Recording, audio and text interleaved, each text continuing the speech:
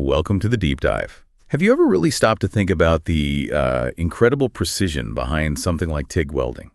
It's so much more than just sticking metal together, isn't it? It's this complex mix of material science, gas dynamics, electrical control. Quite amazing, really. Today, we're going to cut through some of that complexity around TIG welding, gas tungsten arc welding. Technically, we want to really get into the fundamentals that make or break a weld. We're talking about the consumables, the stuff that actually makes the joint, and those invisible gases that shield everything. And importantly, how to spot and stop the common defects that can mess it all up.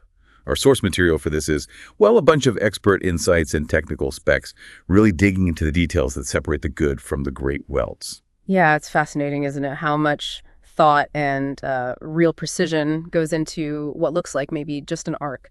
Understanding these bits, the consumables, the gas, it's absolutely key to getting those high quality welds. So the idea today is to give you that core knowledge, so you feel genuinely clued in on these specific parts of TIG. Okay, let's jump right in then. The essential toolkit, starting with that non-consumable star of the show, the tungsten electrode. It's right there in the name, TIG. It doesn't get used up, but it's vital. So what's the magic behind it? Well, it's pretty unique. It really starts with tungsten's melting point. It's just staggeringly high. We're talking 3,370 degrees Celsius. That's way beyond other common metals. So it can handle the arc's intense heat, conduct the current, and not, melt into your weld pool.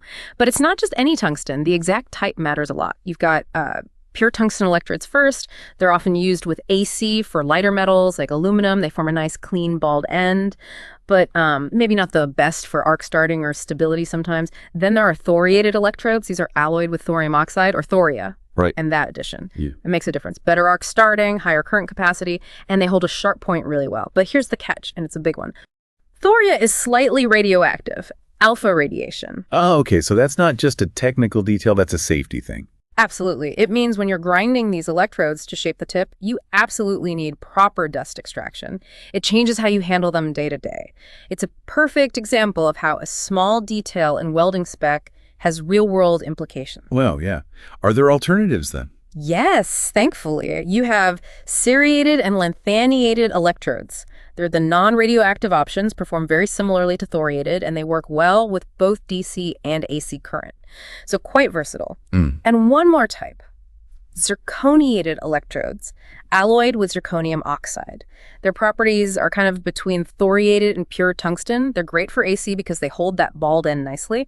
And critically, they have high resistance to contamination. That means fewer tungsten inclusions, which is vital for really high integrity welds. It's amazing how much depends on just the electrode type. And you mentioned shaping the tip. That matters too, right? Oh, massively.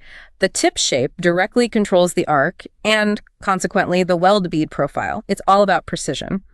So for DC negative welding, you typically use those thoriated, serrated, or lanthanated types, and you grind them to a specific point of vertex angle. A general guideline is making the ground, tapered part, about 2 to 2.5 times the electrode diameter. Right. And the angle itself. That has a direct impact. A sharper angle, meaning a larger included vertex angle, gives you deeper penetration. A blunter angle, smaller vertex angle, gives you a wider weld bead. So tiny adjustments, big results. What about for AC? For AC, it's a bit different. You might grind the tip flat just to minimize the chance of it breaking off. Or with pure or zirconiated tungsten, you go for that hemispherical bald end. How do you make that bowl shape? You usually start by grinding it roughly, then strike an arc on a piece of scrap, maybe copper, and carefully increase the current just enough until the tip melts smoothly into that ball shape. Takes a bit of practice. Okay, so that covers the non-consumable electrode.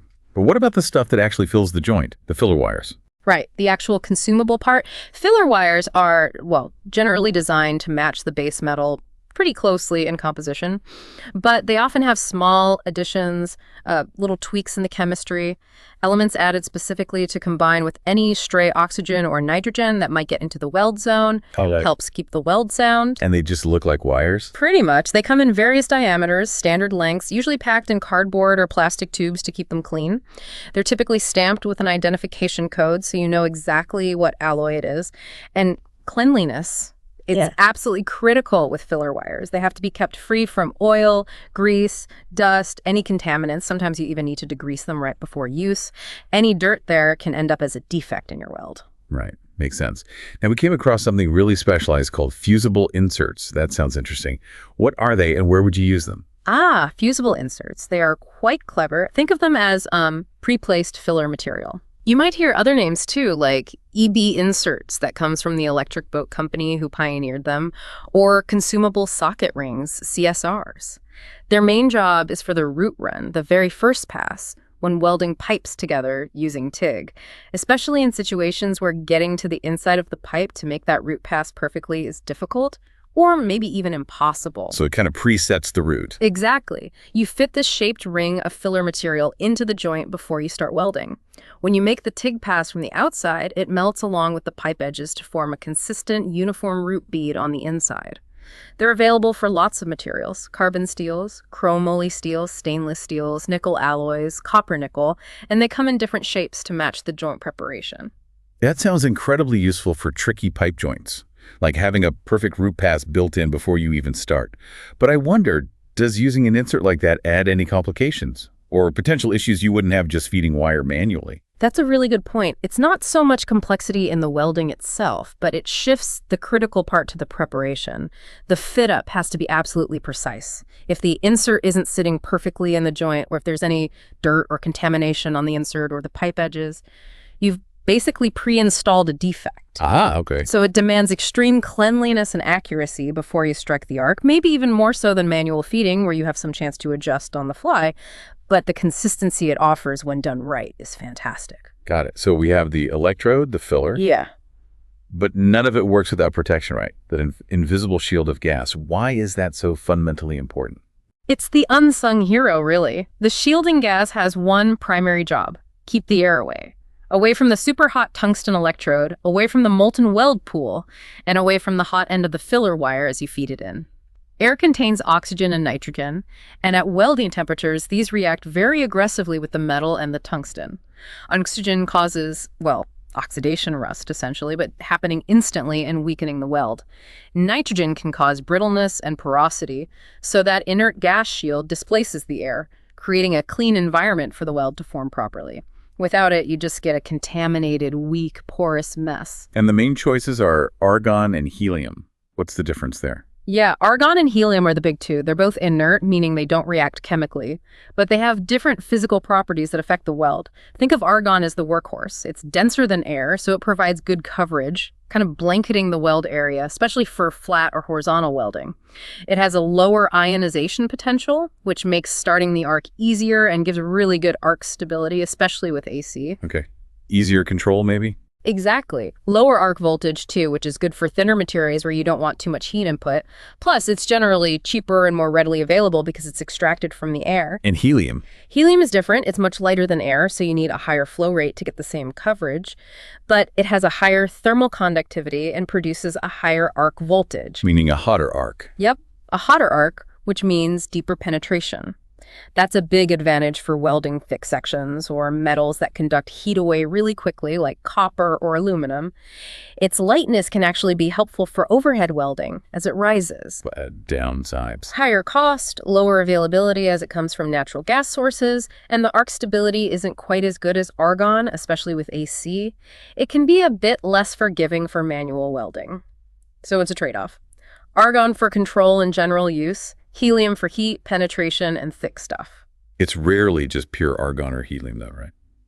I've heard about adding other gases like hydrogen or nitrogen. That's right. But you have to be really careful here because neither hydrogen nor nitrogen are inert gases. They will react. So why add them? For very specific benefits in very controlled amounts and only for certain materials. Take hydrogen. It's flammable, explosive, so you'd never use it pure for shielding. Definitely not. But adding a tiny amount, say up to 5%, into argon can significantly increase the heat input of the arc. This lets you weld faster and get deeper penetration. It also seems to improve the wetting action of the weld pool. But, and this is crucial, this is really only done for austenitic stainless steels and some copper-nickel alloys. Using it on other metals, like ferritic steels, can cause hydrogen embrittlement, which is disastrous. It's a very specific use case then. What about nitrogen? Similar story. Nitrogen is cheap, readily available. You might add a small percentage, again up to maybe 5%, to argon. Its main use is sometimes in the back purge gas for duplex stainless steels, some austenitic stainlesses, And copper alloys. It can help maintain the nitrogen balance in duplex materials, for instance, but again, huge caveats. Absolutely never use nitrogen in the shielding gas or back purge. For mild steels, it causes embrittlement. And for nickel alloys, it causes terrible porosity. So again, very specific applications, and getting it wrong is bad news. Wow. So gas selection isn't just about arc properties, it's critical for the metallurgy too. Okay, so we have the right gas, but how much? You can't just blast it, right? There's a sweet spot for the flow rate. Feels like a Goldilocks thing. Exactly. It absolutely is a Goldilocks situation. You need just the right amount. Too low a flow rate? Well, that's obvious. You're not pushing enough inert gas into the weld zone to displace all the air. So contamination, porosity, oxidized tungsten. But here's the counterintuitive part. Too high a flow rate is also bad. If you blast the gas out too fast, it creates turbulence around the edges of the gas stream. That turbulence can actually suck surrounding air into the shield. No way. So more isn't better. Definitely not. You end up with the same problems, porosity and contamination, just caused by a different mechanism. Right. You need a smooth, gentle, laminar flow that covers the area effectively without stirring things up. So what's typical? Depends on the torch nozzle size, joint type, welding position, etc. But a common range might be somewhere around 10 to 12 liters per minute through the torch. Okay. And you mentioned back purges earlier when talking about nitrogen.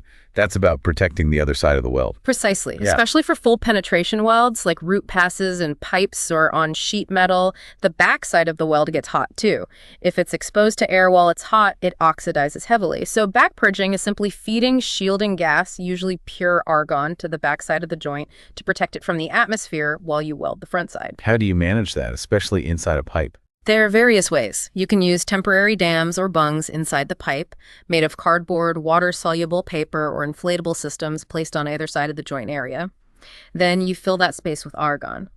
You need to displace all the air first, might take a while depending on the volume, often using a higher initial flow. Then, before welding, you reduce the flow to maintain just a slight positive pressure, maybe around 4 liters per minute, to conserve gas but keep air out. You keep that going. Oh, yeah. You keep the back purge flowing until you've deposited enough weld metal, usually at least 2 or 3 layers, so the root area is no longer hot enough to oxidize significantly when the purge is removed. For critical work, people use oxygen sensors, purge monitors, to check the oxygen level inside the purge area is low enough, typically below 50 parts per million, before starting to weld. This is always necessary? Not always. For standard carbon steels and CMN steels, you can often get satisfactory root welds without a back purge, although the back will look oxidized. But for stainless steels, nickel alloys, titanium, reactive metals, back purging is generally essential for quality. Are there other specialized shielding tricks? Definitely. One really useful device is a gas lens. It replaces the standard collet body in the TIG torch. What does it do? It has layers of fine mesh screens inside it. These smooth out the gas flow coming out of the nozzle, making it less turbulent and more focused, more laminar. This means the effective shield extends further out from the nozzle, allowing you to use a longer electrode stick out for better visibility, and it provides better protection, especially in slight drafts or in corners. Highly recommended, especially for reactive metals like titanium or aluminum. Makes sense. Better flow control? And then you have things like trailing shields, extra gas cups that attach behind the torch to extend the shielding over the weld bead as it cools. Or for really sensitive stuff like welding titanium outside of a dedicated chamber, you might even use large purge tents or enclosures filled with inert gas. Okay, so even with all the right gear, the right gas flowing perfectly, things can still go wrong. Let's talk defects. What are the common culprits in TIG welding, and how do you stop them? Yeah, despite the precision, defects happen. One classic TIG issue is tungsten inclusions. Bits of the electrode ending up in the weld. Exactly. Tiny fragments of tungsten break off and get trapped in the molten pool. Because tungsten is so dense, they show up really clearly on X-rays, radiographs, and they're almost always unacceptable for code quality work. What causes them? Several things. A big one is thermal shock. Heating the electrode too quickly, especially from cold, can make it brittle and bits can splinter off. Another common cause is simply touching the electrode tip to the workpiece or into the weld pool, especially during arc starting if you're using a scratch start technique, or just running way too much current can cause the tip to melt or spit. How do you prevent that, especially the thermal shock? Well, modern TIG power sources have a really helpful feature often called slope up or up slope. We mentioned slope for crater cracking. This is for the start. Exactly. Instead of the welding current instantly jumping to the set amperage when you press the trigger, the slope-up function makes it ramp up gradually over a short period, maybe half a second or a second. This heats the tungsten electrode more gently, significantly reducing that thermal shock and minimizing the risk of inclusions right at the start of the weld. Clever. What about that crater cracking you just mentioned? Right, another common one. This is a type of solidification crack. Some filler metals are just more prone to it than others. It typically happens right at the end of the weld bead in the little crater left when you extinguish the arc.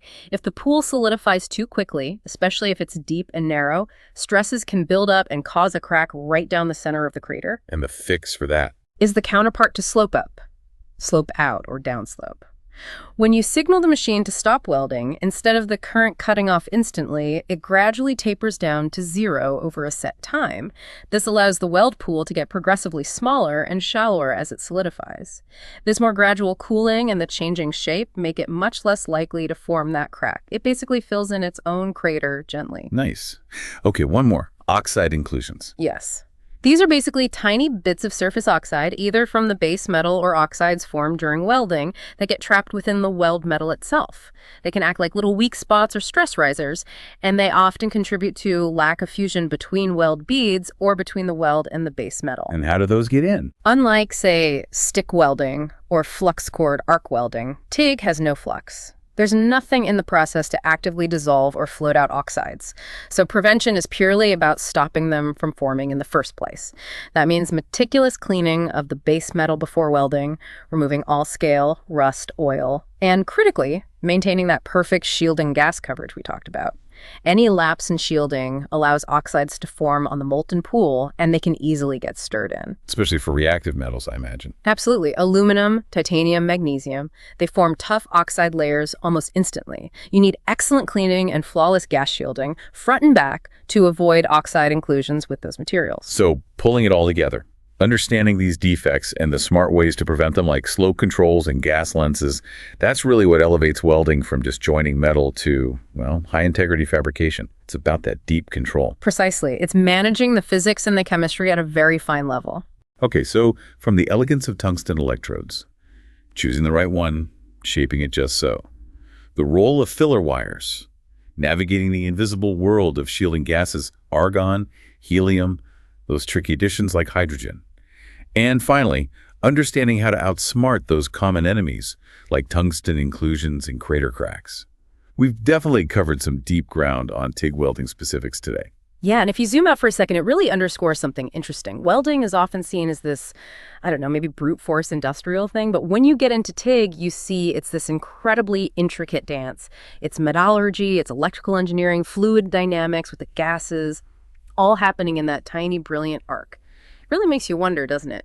What other processes that seem simple on the surface are hiding these incredible layers of science and technique just waiting to be appreciated? That's a great thought to leave us with. Keep that curiosity burning, everyone, and we'll see you next time for another deep dive into the fascinating world around us.